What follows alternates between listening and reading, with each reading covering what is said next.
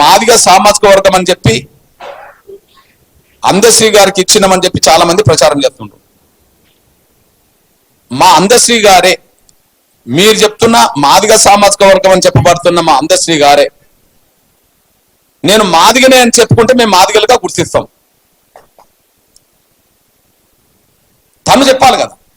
జయరాజ్ చెప్తాడు నేను మాల అని, గద్దర్ చెప్పిండు ఎస్ నేను మాలైనా నేను విప్లవకారుణ్ణని, గోరెట ఎంకన్నా నేను మాల అని చెప్పి వర్గీకరణ వ్యతిరేకంగా శాసనమండలిలో మాట్లాడిండు. జయరాజ్ అదే సమీర్ గూడ అంజన్న మేము మాలని చెప్పుకోగలిగారు. షెడ్యూల్ కులాల్లో 5గురికి ఇస్తే 5గురు మేము మాలని గతంలో చెప్పుకునే చరిత్ర ఉన్నది. కానీ మీరు ఫలానైనా మాదిగాని మీరు చెప్తున్నది ఏదైతున్నదో, నేను నాకు ఏ కులం లేదు, నేను మాదిగాని కూడా కాదు, నేను విశ్వనరుడిని అని చెప్పుకుంటాడు. బహుశా విశ్వనరుడి పేరుతో ఇచ్చినందుకు మేము స్వాగతిస్తాం.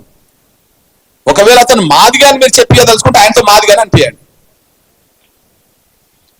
విశ్వనరుడని ఆయన చెప్పుకుంటాడు, నేను మాదిగా కాదని అంటుండ్రు. చాలా ఇంటర్వ్యూ మేము విన్నాం.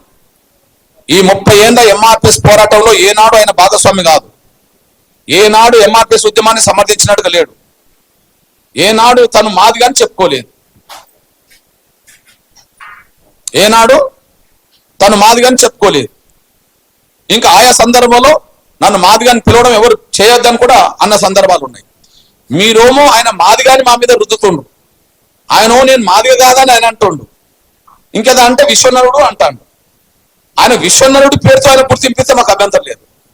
ఒకవేళ మాదిగనే పేరుతో మీరు ఇచ్చిందని చెప్పదలుచుకుంటే మాత్రం తన నోటి నుంచి నేను మాదిగనే అని చెప్పి అనిపించాల్సిన అవసరం ఉన్నదని, అనిపించి ఇస్తే ఇంకా మేము స్వాగతిస్తామని చెప్పి మేము భావిస్తున్నాం.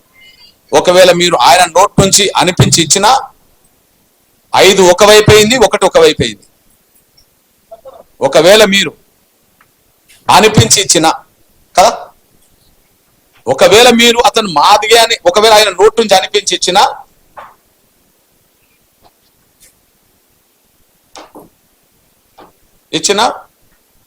మాకు అభ్యంతరం లేదు. కానీ ఆయన నోటి నుంచి అనిపించాల్సిన అవసరం ఉన్నది.